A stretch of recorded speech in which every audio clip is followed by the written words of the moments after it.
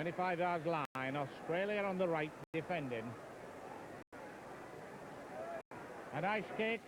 Really, if it bounces right for him. It bounces right for somebody to try. It's a try. And it was a kick. It was a kick by really but little Roger Millward followed up. And Millward, the try scorer, Millward attempting the goal, and the goal very important at this stage. And the flags are up. Millward kicking, 6 minutes gone. First off, second test. This is my 7th tour to Australia. And I've seen many matches and many goal kickers and many missers.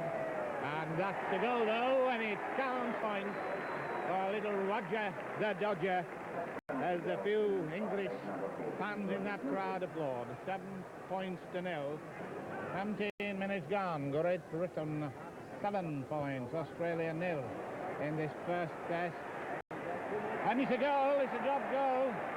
A goal while everybody was looking round, the referee. And offside. Offside.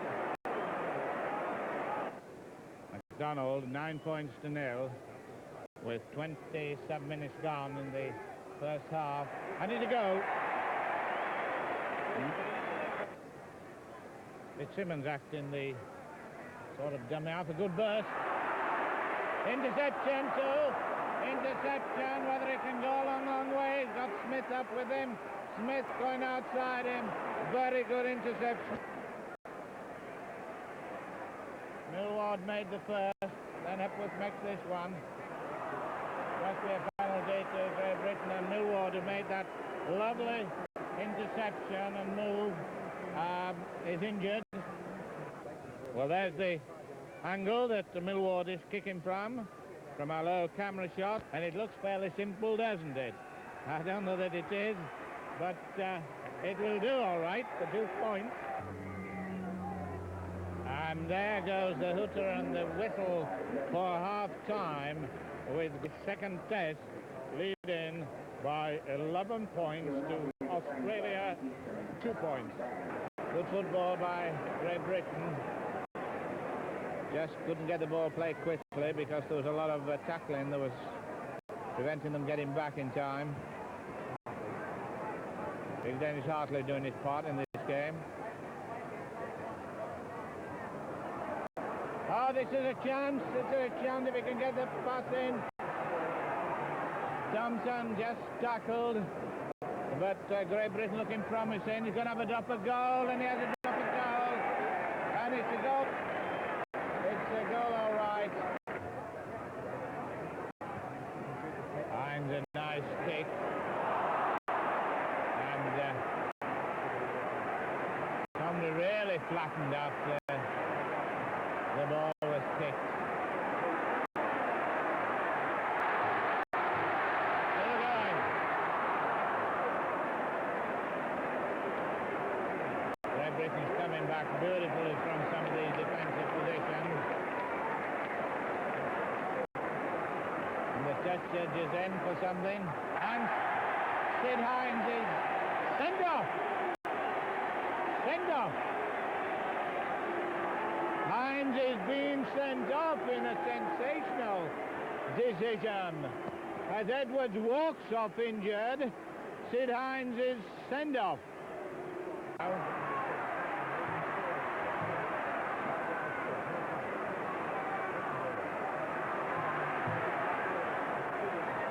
This is the try line, and Britain in trouble. Oh, good tackle. Good tackle. Away by Shilbottom, came up, he's going to have a drop. But it hits somebody, it is an English player, but the referee is not giving it. The British players are claiming it hit one of them, which would not then mean a goal, but the referee says nope, so it is 13 points to 4.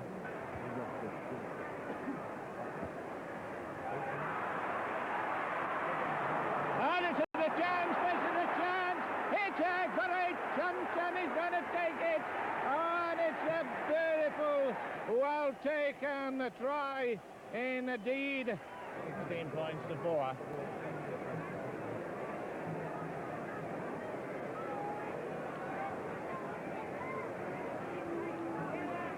All the time in the world, and he does right. Ah, it's a good one. It's a good one. Oh, nice one. Oh, well taken. A chance. Hankins now tackle, but Millward is there, and Millward is in for a beautiful try by Roger Millward. Millward, the star of this match. Kicks a go. With his sure left foot. The Australian backs have not had the chance to really get some interception. Oh, what an interception! What an interception! What an interception!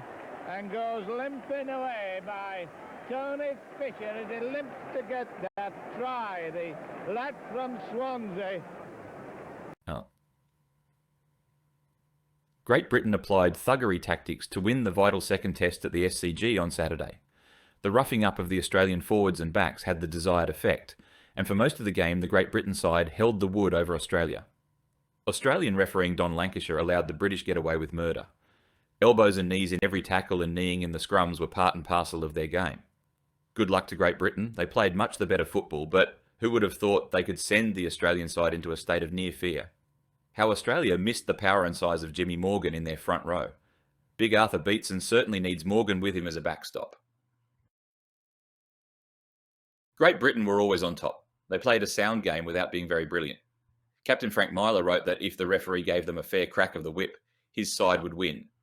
And that's exactly how this test was won and lost. Lancashire refused to penalise Great Britain for blatant offside play. Consequently, Australia's backline never got off the ground. The home team backs did not exploit counter-tactics. They should have stood deeper in attack. Australia did not have a player to lift morale after Great Britain had raced to a 7-0 after only 7 minutes. The reincarnation of John Sattler as captain was not a success.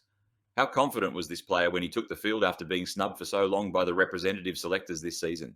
He did all he could to justify his selection as a prop, but I felt Sattler was a beaten man before he started. The Australian front row was outgunned. Full marks to England's Cliff Watson for the hammering he received and the manner in which he took it. Old-timer Dennis Hartley proved age is no barrier to blood and thunder football. He was a menace to the Australian forwards. Second rowers Jimmy Thompson and Doug Lawton tackled strongly, often illegally, and vindicated their selection ahead of Phil Lowe. Locke Malcolm really was always in the game. His defence, often head high, it was most effective. He will take a lot of stopping in the tiebreaker on July 4th. Riley, as good on the field as off it, worked his way into the right position all the time. He was in full command of the situation. A complete footballer, yet only 22 years of age. The halves, Hepworth and Millward, outclassed Smith and Hawthorn, although Hawthorn did more than his share in defence. Hepworth, too, was always in the right position at the right time, and you've read enough about the brilliance of Millward to know he is the player we have to nail, and nail hard, in the third test. Centres Frank Myler and Sid Hines were tough and dependable. Myler was sharper in attack. Hines shook McDonald and Brass on several occasions. The wingers Atkinson and Smith never faltered. Atkinson improves with every game. His confidence must be at a peak. Fullback Derek Edwards proved both Australian and British critics wrong by being on the ball with a safe and solid all-round performance until he dipped out in the second half. Of the Australians, a battered and beaten lot, Lachlan Coote stood out.